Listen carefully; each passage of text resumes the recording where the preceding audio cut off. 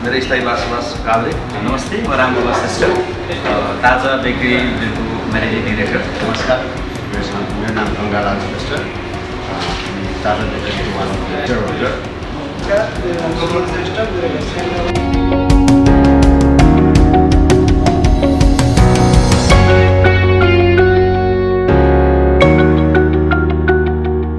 Specially हामीले ताजा बेकरीको भन्दाखेरि cake र स्पेसली हामीले जोड दिएका छौँ। बर्थडे केक र विभिन्न सभा समारोहलाई चाहिने, विभिन्न ओकेजनमा चाहिने केकको लागि हामी विगत 20 वर्षदेखि काठमाडौँमा ताजा बेकरीको एउटा ब्रान्ड स्थापित गरेका छौँ।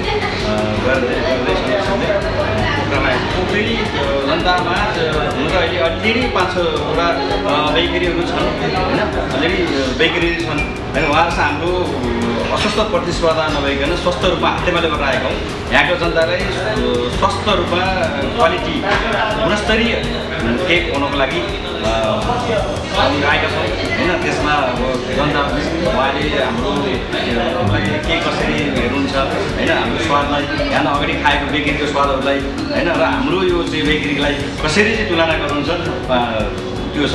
हाम्रो स्पेसल भनेको बेकरीमा केक र cookies, birthday cake, wedding cake, anniversary cake भयो र कुकिज प्याकेजिङ। अब हामी काठमाडौँमा चाहिँ खुल्लामा छौँ, अब प्याकेजिङमा छौँ। यहाँ चाहिँ हाम्रो स्पेसली प्याकेजिङमा स्पेसली कुकिज हुनेछ होइन। यहाँ अरू नर्मल बेकरी, अरू जुन बेकरीहरू हुन्छ उहाँहरूको र हाम्रोमा के तुलना छ भने मैले मेरै सामानको चाहिँ बढाइचढाइ गरेको पनि हुँदैन होइन। यहाँका स्थानीयहरूले अब कसरी जनताहरूले, यहाँका पब्लिकहरूले कसरी गर्नुहुन्छ भन्ने कुरा हो है। हामी सकेसम्म क्वालिटी स्तरीय सामान दिन कोसिस गरेको छौँ। त्यसलाई उहाँले कसरी चाहिँ हाम्रो कस्टमर रिभ्यूमा अलरेडी ताजा बेकरी.com हाम्रो वेबसाइट छ, ताजा बेकरीको फेसबुक पेज छ, ताजा बेकरीको चाहिँ इन्स्टाग्राम छ, अनि त्यसपछि ताजा बेकरीको हाम्रो ट्विटर छ।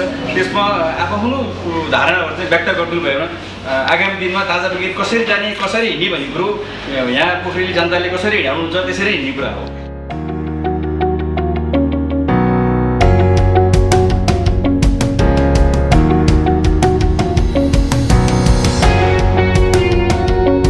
ताजा बेकरी स्थापना भएदेखि नै हाम्रो उद्देश्य भनेको जनताले, कस्टमरले, जुन ग्राहक हुनुहुन्छ उहाँले स्वास्थ्यकर खाना पाउनुपर्छ होइन। त्यसमा आज व्यापारीले, जो व्यवसायीले चिटिङ गरेर हुनु हुँदैन भन्ने मेरो मान्यता हो सुरुदेखि नै। त्यसमा मेरो काठमाडौँमा पनि थुप्रो बेकरीहरूसँग मेरो चाहिँ एकमा डिबेट हुन्थ्यो होइन। स्वास्थ्यकर नाफाको लागि व्यवसाय हो होइन। एउटा ग्राहकप्रति सेवा नै हाम्रो चाहिँ ग्राहक नै हाम्रो भगवान हो। जसरी हामी भगवानलाई मन्दिरमा गएर नुहाइधुवाइ गरेर सफा सुग्घर भएर हामी पूजा गर्छौँ, हामीले ग्राहकलाई पनि त्यसरी पूजा गर्नुपर्छ, त्यसरी नम्र भएर चाहिँ व्यवहार गर्नुपर्छ भन्ने सुरुदेखि आज 20 वर्षको मेरो लो पनि है। क्वालिटी नेभर से सरी, क्वालिटीमा कहिले पनि सरी आज यस्तो हुन्छ भनेर चाहिँ भन्न नपरोस् भन्ने मान्यता हो। लगानी त अब जुन सोचेको थियो त्योभन्दा त ठ्याक्कै डबल नै भयो होइन। नर्मली हाम्रो फ्याक्ट्री र आउटलेट, एउटा आउटलेट र एउटा फ्याक्ट्री सेटअप गर्न झन्डै 1 करोडभन्दा माथिको इन्भेस्ट पुगेको छ।